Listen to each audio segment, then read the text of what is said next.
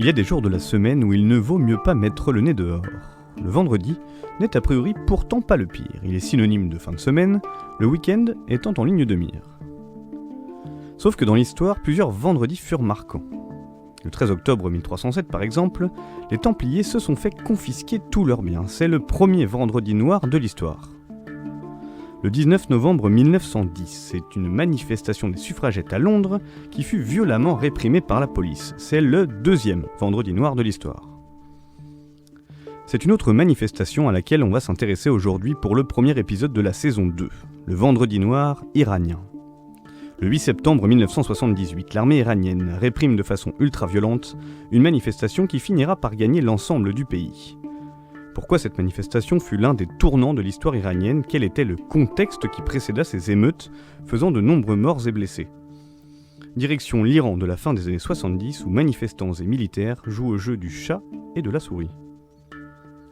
Vous en avez maintenant l'habitude, cette chronique est habillée à l'aide d'archives provenant de l'Institut national de l'audiovisuel. Nous nous sommes également appuyés sur différents articles du Monde pour écrire cette chronique. On est ravis de vous retrouver avec Benji. Il est toujours derrière sa fidèle console, le casque vissé sur les oreilles.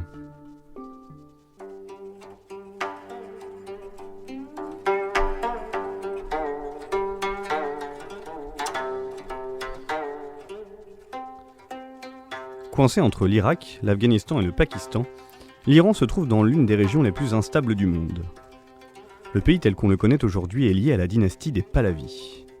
Anciennement appelée Perse à l'étranger, l'Iran se structure autour de cette dynastie emmenée par deux souverains, Reza Shah et Mohammed Reza Shah.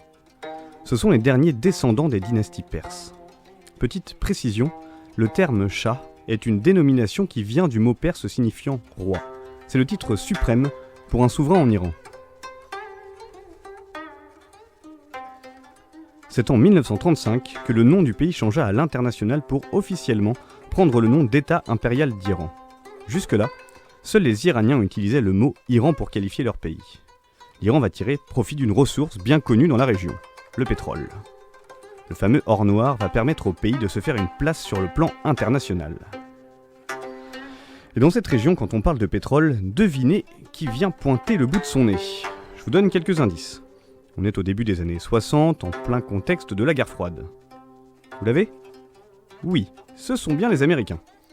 Pour preuve, selon l'Humanité, en 1962, Nelson Rockefeller, futur président des États-Unis et petit-fils de John David Rockefeller, magnat du pétrole, déclare à Eisenhower. Nous avons pu assurer le contrôle total du pétrole iranien. À l'heure actuelle, le Shah ne saurait entreprendre le moindre changement dans la composition de son gouvernement sans consulter notre ambassadeur accrédité auprès de lui. À cette époque de l'histoire, l'impérialisme est un sport national pour les deux blocs. C'est en 1963 que l'Iran prend un tournant historique. Mohammed Reza lance un programme de réforme connu sous le nom de Révolution blanche. Ce grand programme inclut des réformes agraires, une extension des droits de vote aux femmes et une lutte acharnée contre l'analphabétisme. Couplé à cela, l'Iran veut se doter de nouvelles infrastructures.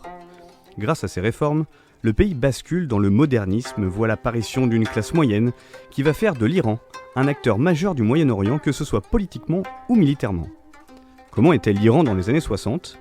Extrait d'un reportage dans les actualités françaises datant du 30 octobre 1967. «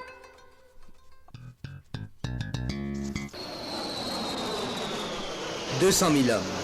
L'armée demeure l'épine dorsale de l'État iranien. Vaste plateau fermé par de hautes montagnes, son territoire est grand comme 3 fois la France. 25 millions d'habitants, dont 75% vivent dans les campagnes. 6 villes dépassent 200 000 habitants. À elle seule, Téhéran, la capitale, en compte 2,5 millions. Aujourd'hui, 100 000 automobiles la sillonnent. La rançon de l'occidentalisation, dit volontiers le Shah, qui, pour faire entrer son pays dans le monde moderne, a déclenché lui-même ce qu'il appelle la révolution sociale. Plus de la moitié des terres appartenaient aux grands propriétaires. La réforme agraire, pierre angulaire de la Révolution blanche, a déjà mis 2 millions de familles paysannes en possession des terres de 17 000 grands domaines. L'électricité pénètre dans les villages. L'armée du savoir, des soldats maîtres d'école, et l'armée du développement feront le reste, essentiellement moderniser le genre de vie et les techniques.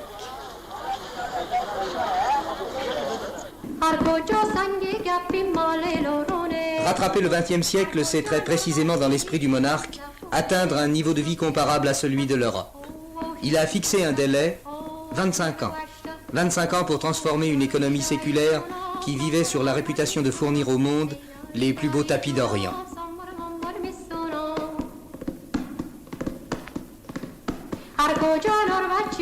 Déjà, les pêcheries de la Caspienne se sont développées.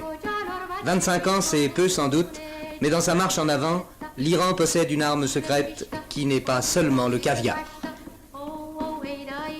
L'Iran, une île flottant sur une mer de pétrole.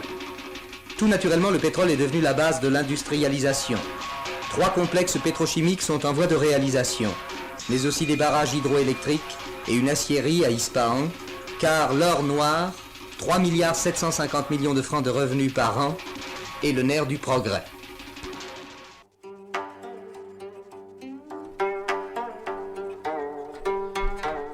L'Iran surfe donc sur la vague de l'occidentalisation.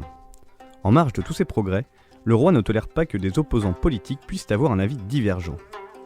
Assigné à domicile depuis quelques années, Khomeini, un puissant dignitaire religieux, dénonce une loi accordant aux Américains une quasi-immunité sur le sol iranien. On est en 1964. Pendant 10 ans, le pays prend de plus en plus d'importance dans le golfe Persique. Il soutient les royalistes dans la guerre civile au Yémen, assiste le sultanat d'Oman pour mater la rébellion d'Ophar et trouve même un accord avec la Grande-Bretagne concernant l'indépendance de Bahreïn, jusque-là iranien. Sauf qu'à l'intérieur du pays, la colère monte. La fronde menée par les religieux et quelques intellectuels de gauche prend de l'ampleur. On reproche au Shah de rompre avec les traditions islamiques au profit de l'occidentalisation. On lui reproche également le manque de liberté d'opinion et la répression violente des opposants à l'aide de la terrible SAVAK, les services de sécurité intérieure. En 1978, après des années de contestation, la fronde se structure. Le 8 septembre 1978, les prémices de la révolution grondent dans tout le pays. Tout de suite donc, l'événement le plus important de la journée, la proclamation de la loi martiale en Iran, au lendemain du succès d'énormes manifestations de rue dans tout le pays. La loi martiale, c'est-à-dire un couvre-feu durant toute la nuit, l'armée peut tirer à vue sur quiconque, et l'interdiction de toute réunion. Des milliers de jeunes gens ont alors mené une véritable bataille de rue aujourd'hui contre les soldats. Bilan des affrontements, bilan approximatif, environ 200 morts. Je crois que l'on peut véritablement parler de tournant dans l'évolution des choses, une évolution qui se précisait depuis quelques semaines déjà. L'assaut des militaires a duré plusieurs heures. Tout a commencé place Jaleh, rebaptisée par les manifestants place des Martyrs. Ce matin, environ 5000 manifestants bravent la loi martiale et se dirigent vers le sud-est de la ville. Là, c'est le premier contact avec l'armée qui a pris place au point stratégique. Les militaires tentent de repousser les manifestants, dont quelques femmes. Ils refusent de se retirer et s'assoient sur la chaussée. C'est alors que la première rafale part. Les manifestants se ruent alors vers les quartiers pauvres du sud et commencent à dresser des barricades qui seront réduites à coups de canon.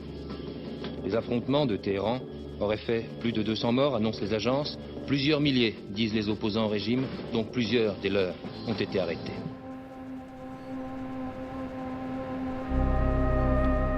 Les quelques femmes, plutôt des centaines d'ailleurs, dont parle le reportage d'Antenne 2 sont envoyées en première ligne.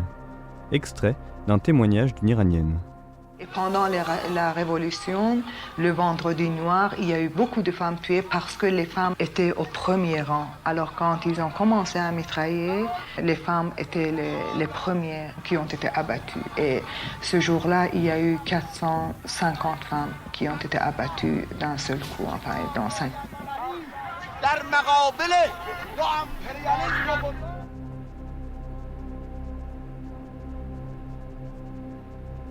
Le pays s'embrase littéralement. De Karaj à Tabriz, en passant par Shiraz, 11 villes du pays sont à feu et à sang. La répression du gouvernement est extrême. L'armée, sous couvert de la loi martiale, tire sur les manifestants. Chars et hélicoptères accompagnent ce chaos.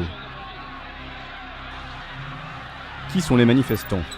Des gens du peuple pour la plupart, fortement religieux, menés par le Parti communiste iranien, des organisations marxistes ainsi que des notables et intellectuels proches du Front national iranien.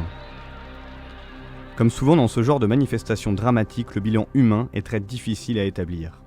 Selon l'opposition, près de 4000 personnes auraient été tuées, quand l'armée en recense à peine 90. C'est un véritable vendredi noir.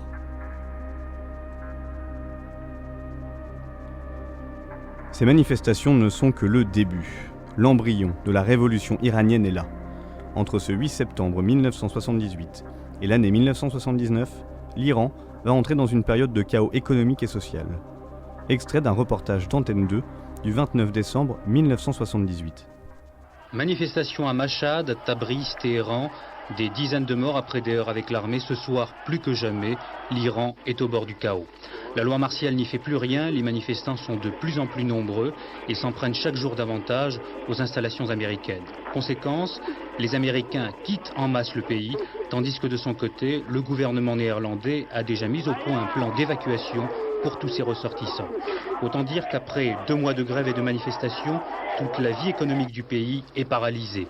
Le système bancaire est proche de l'effondrement, l'inflation est galopante et ce qui est encore plus inquiétant, la paralysie des transports commence à créer de sérieux problèmes d'approvisionnement alors que, faute de fioul domestique, les usines ferment leurs portes.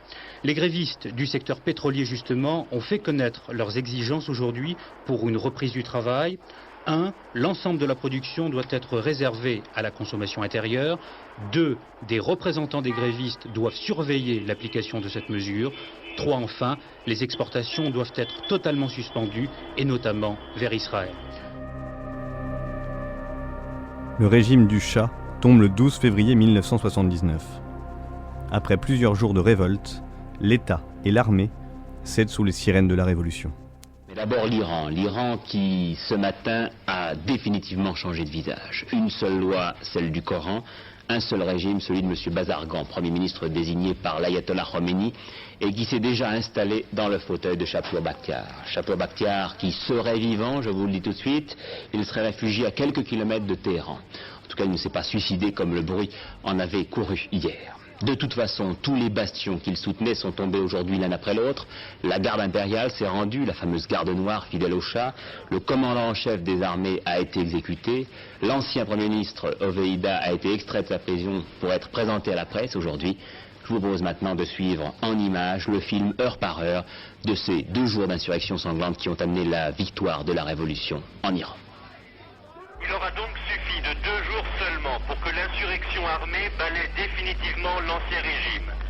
Ce matin, les derniers bastions sont tombés aux mains des révolutionnaires, notamment le centre de torture de la Savak et surtout la garde impériale.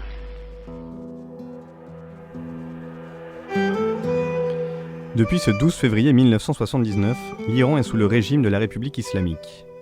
L'ayatollah Khomeini, guide spirituel de la révolution islamique, s'adjuge le pouvoir.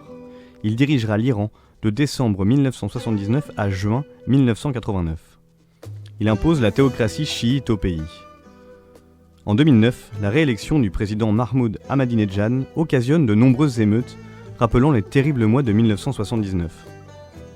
Réprimés par le pouvoir islamique, de nombreux morts sont à déplorer au sein des manifestants. Un terrible constat se dresse comme une réponse fataliste à ce genre de drame. Ce sont toujours les populations civiles qui sont les premières victimes de ces bouleversements politiques.